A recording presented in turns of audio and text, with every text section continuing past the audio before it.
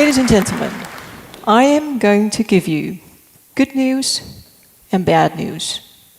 The bad news is we are too fat, which is incredibly unhealthy and will make us sick. Almost half of us is overweight. Back in the 90s, that was 30%. Today, this has increased to 50%. This increase over the many years is extraordinary. This also brings me to the good news, though, because if it wasn't always like this means it doesn't have to be like this. And apparently, we can do something about it. But we must realize that the problem as a consequence of the obesity epidemic is very serious. It means that a lot of people are getting all kinds of diseases, such as cardiovascular disease, cancers, diabetes, which affect their daily lives, which is completely unnecessary.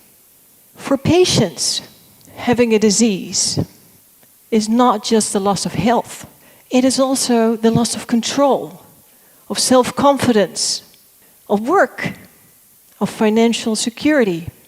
For organizations, diseases mean a loss of work capacity. Sick leave is very expensive and it leads to an extra workload and pressure for the remaining employees. And in addition, employers are facing an increase in sick leave and disease, while at the same time the government is asking all of us to work until older age. Something is wrong, it seems. I am an occupational physician at one of the largest hospitals of the Netherlands. I'm surrounded by doctors and patients who are busy fighting diseases every day. And when I started my PhD research a couple of years ago, I first wanted to look into the major cause of all these diseases. And what I found out is that of the non-infectious diseases, almost 80% was lifestyle related. That is enormous. So then, I looked into lifestyle medicine. Lifestyle medicine is an upcoming field. More and more is known about the beneficial effects of lifestyle medicine. It is a way to prevent diseases and to reduce the severity of diseases. Less pills, less complications. This is what we call prevention. And let me tell you what happened to me the other day. I was sitting in my office at my desk, and I was just wondering and waiting for sick hospital employees to come in and see me. And then I asked myself two things. First, if prevention is the key to health, why don't healthcare professionals come in to see me for advice on how to stay healthy and fit for the job? Is it maybe because they don't need me? Because healthcare professionals just aren't fat.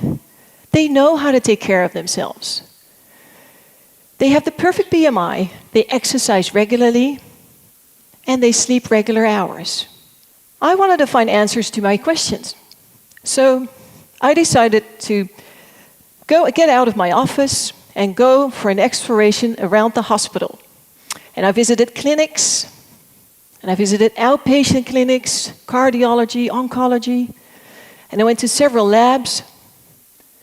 And guess what I saw? I saw overweight and obese employees, the same as in the rest of the Netherlands. And I didn't see healthy behavior. I saw unhealthy behavior. We're eating too much. We're too fat. We don't exercise regularly. And we don't sleep well.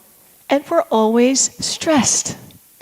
So this gave me a profound insight, which I will share with you. Knowledge alone is not enough to get people to change their behavior from unhealthy to healthy. I saw tons of healthcare professionals who know all about a healthy lifestyle and are still behaving in an unhealthy manner. Many people say we have to do more health education, but that is not going to pay off. Let's dare to say it out loud here. Prevention. by giving more information, by shouting out harder what is best for people, by pointing our fingers and saying, "Thou shalt not smoke, thou shalt not eat any fatty hamburgers," will not pay off. It is a totally flawed idea that people would not eat a Snickers, for example, if they knew how many calories were in it. And the reason for this is that we make our choices based on short-term incentives. We eat the Snickers right now because we crave it right now. And in the short term, there are no reasons not to eat it. In the long run, there are many reasons not to eat it. But those may be so many years away, and you might not even be alive by that time anymore, you might think. Organizations, doctors, and people all reason based on short-term incentives. We all behave in the same manner. For doctors, there's an extra complication. Because disease is big business and prevention is not. We are paid to be reactive. We wait until someone develops a disease and we respond to the consequences, such as burnout, depressions, diabetes. That's what we get paid for. But for patients, it's much too late. Serious harm has already been done. And the way back to recovery is so hard. So we respond to the consequences instead of the cause. Lifestyle. This is the perfect storm. People don't feel the urge to resist the Snickers or go to the gym, and doctors don't feel the urge to really help them change their behavior. We are all trapped in the same prison, all in favor of lifestyle medicine, but no urge to change. People just get the urge to change if they feel short-term incentives. So how about we exchange these stickers by something else? That would be interesting. There are processes so much stronger than our conscious, aware, and knowledgeable brain. We need to start influencing these unconscious processes. And what are the true drivers of people's behavior? People want to have fun. They want to belong. They're sensitive to their environment, to competition, to being rewarded. These are the factors that we need to influence. Let me tell you about the Efteling, where this was done incredibly successful. The Efteling is a theme park, just like Disneyland. And every theme park struggles with trash being thrown on the ground. It creates a messy appearance. And it frustrates the visitor who is expecting an almost perfect magical experience. And so many years ago, the Efteling tried to make it fun for both kids and adults to throw away their trash. I'm sure all Dutch people know it. It is hollebolle gijs. And when you throw in your trash, this is what you hear. Hier, papier hier, papier hier. Hallo, hallo, hallo. Dank u wel.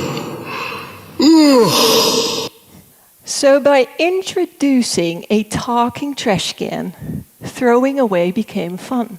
People changed their behavior without it seeming like a chore. This inspired me to make healthy behavior fun, because I think that this is truly something that is going to make the difference. My team wanted to make healthy fun by using technology and gaming techniques combined with face-to-face care. So we built a game to help people lose weight and stay healthy. And in our game, we used the fun factor traveling combined with health behavior. And what we found is that people lost 6 kilograms of body weight on average and 6 centimeters of waist circumference, which is amazing. But I got even more excited when I noticed that all participants behaved above the physical exercise health level for the entire duration of the game.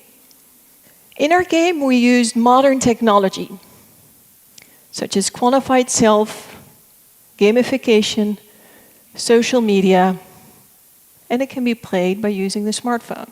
The game is played over a duration of 6 months. 2 teams virtually travel around the world, competing against each other for conquering continents. Every participant wears an activity tracker that measures their daily level of activity. And by moving more time or more intensely, the team gains more points and the individual as well. This is a screenshot of the game. And here you can see how they are traveling the world, and they just passed Europe, and now they're conquering over America. And over the next couple of months, this is what will happen. So it's a competition between teams.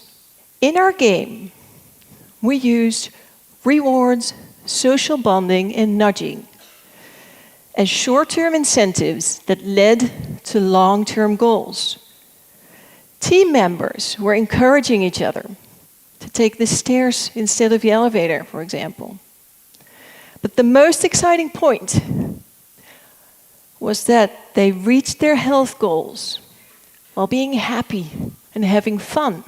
Ladies and gentlemen, prevention is essential for eradicating diseases. We are helping people prevent diseases that may be 10 or 20 years away. This long-term goal may not be something that motivates people to take the stairs today. And that's why gamification is so important. But this will only be successful if doctors dare to broaden their scope. Let's proactively collaborate with other health innovators. Let's blend medicine with technology for the best of both worlds. I look forward to the moment that I once again go for an exploration around my hospital, hoping to see healthcare professionals who are healthy, vital, and productive by our proactive and preventive approach. Thank you very much.